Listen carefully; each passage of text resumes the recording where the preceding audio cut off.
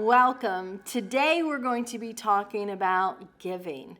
Now, I'm going to be honest, this isn't my favorite subject to talk to you about. It's one that's a little touchy for everybody. And giving, what does that mean for missions? Before we get started, I want to speak to a theme verse that I've used in missions many times, and I've actually used here at Multiply Family of Churches for a couple of decades now, and let me just share that with you, and hopefully it will resonate with you the same way it resonates with me and encourages you, same way it encourages me.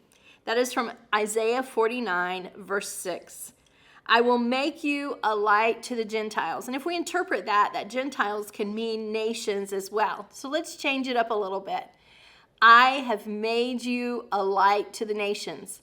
You, a light to the nations. And you will bring my salvation to the ends of the earth. Now, how is it that we can bring the salvation to all the nations? Like, I'm not going to travel all over the world, and you may be saying the same thing. You're not going to travel all over the world. How on earth can I fulfill this passage, or how can God fulfill this passage in my life? So I want to speak to a story of Paul that's in the book of Philippians. It's in chapter 4. And it's where Paul is telling the Philippians how much he appreciates them and how much he appreciates the financial gifts they've given him.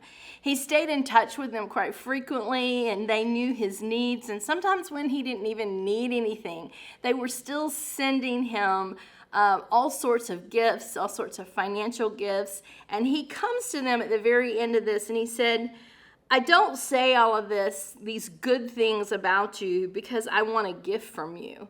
Rather, I want you to receive a reward for your kindness. And so I think it's quite interesting, and with most missionaries, most things that are going on around the world, the people who are serving in the leadership of projects around the world, missionaries who are spreading the salvation message around the world, that is indeed what they're wanting. They're wanting you to understand the blessing that's going to come to you because of your giving.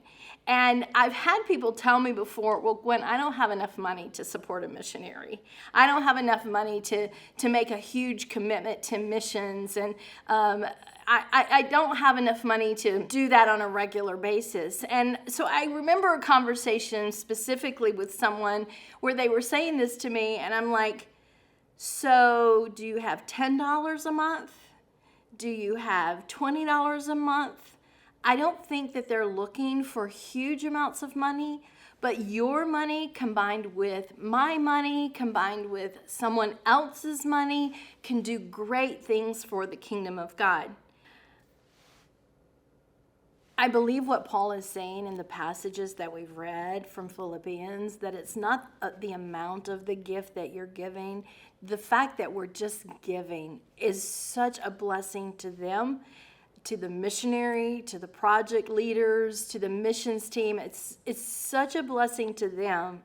They are wanting us to receive the reward back for what we've sown into their ministry. I also want to just say it's so easy to skip that cup of coffee in the morning or during the day, throughout the day, maybe once a week, and give to missions that way. Encourage your children to give to missions. Encourage children to sell lemonade.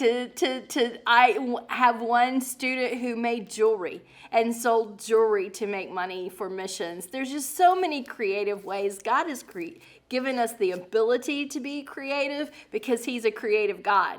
And there's so many ways that we can give into the ministries of missions. And I really want to encourage you to do that. I promise you that the reward you're going to receive on the flip side of this is worth more than you could have ever dreamed or imagined. So can I encourage you today, just take that first step towards missions in the area of giving. God bless you as you continue to find creative ways to give to missions.